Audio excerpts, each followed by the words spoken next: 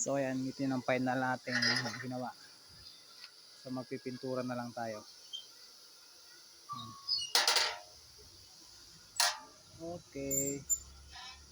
So ang ginamit lang natin dito ay bisagra ng pintuan. Malaki.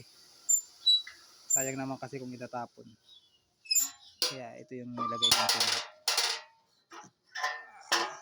Pagdating naman sa paa, gumamit lang tayo ng round bar.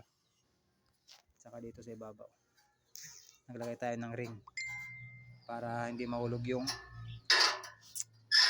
kaldero.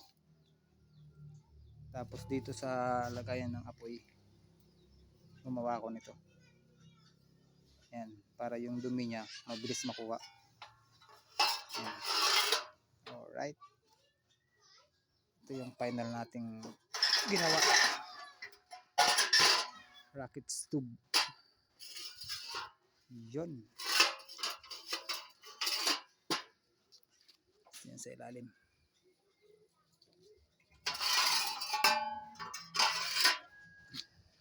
Yan, pipinturahan na lang natin to.